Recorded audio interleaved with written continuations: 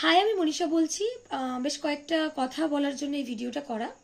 রাজ্যে নতুন সরকার হয়েছে, তো খুবই আশাবাদী আমরা যে তিনি বা নতুন যারা এসেছেন তারা নারী নির্যাতন বিষয়ক কিছু বদল আসুক বা কিছু আইন স্ট্রিক্ট হোক এবং এই রাজ্যের সবাই খুব নিরাপদে থাকুক, নারী শিশু নির্বিশেষে।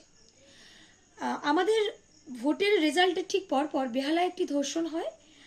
খবরটা খুব আলোচিত না হলেও আমরা খবর পেয়েছি এবং থানায় ডেপুটেশন দিয়েছে আমাদের অনেক সাথীরা। কিন্তু এই নিয়ে খুব একটা রাজনৈতিক মহলে কথোপকথন নেই, সেই আগাগোড়ার মতন বিষয়টা আর কি, যে একটা দুটো মেয়ের এইভাবে বা বাচ্চা নির্যাতিতার কবলে পড়াটা তো নিয়ম হয়ে দাঁড়িয়েছে।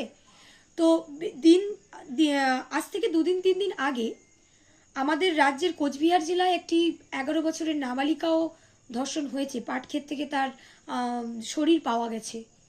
এখনো পর্যন্ত কিন্তু সেই নিয়েও কোনো বিশেষ কিছু আলোচনা বা কথা নেই।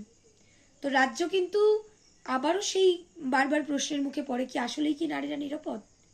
এই যে বাচ্চার যে সাথে যে অপরাধটা হলো, এই যে বাচ্চাটাকে হারিয়ে ফেললো তার বাবা মারা, এই বিচার কি আদেও পাবে?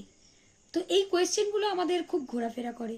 তাই আমি বারবার করে বলি, আমি বা আপনি সেভ আছি বলে আমরা এই কথা বলবো না, বা ওর হয়েছে আমার কি ধারণা থেকে বেরিয়ে আমরা সারা জীবন বলবো জাতি ধর্মের ঊর্ধ্বে গিয়ে যে যে মানুষটা অপরাধ করেছে সেই অপরাধীর কঠিন থেকে কঠিনতম সাজা হোক, এবং আরও যাতে রাজ্যের মহিলারা সুরক্ষিত থাকে এই নিয়ে সরকার পক্ষ থেকে নানান উদ্যোগ নেওয়া হোক, এবং আইন যাতে আরও স্ট্রিক্ট হয় সে বিষয়ে প্রশাসনিক দিকটা নতুন সরকার দেখুক, এবং আরও একটা মেয়ের সাথে যাতে না হয় এরকম, তার জন্য আমরা দলমত এক হয়ে আমরা এই লড়াই করি। এটাই আমার বক্তব্য থাকবে।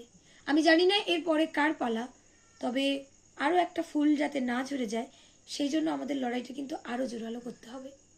সবাই খুব ভালো থাকুন, সাবধানে থাকুন। আগামীতে যাতে এই ধরনের ভিডিও আরও না করতে হয় সেইটুকু আশা করতে পারি।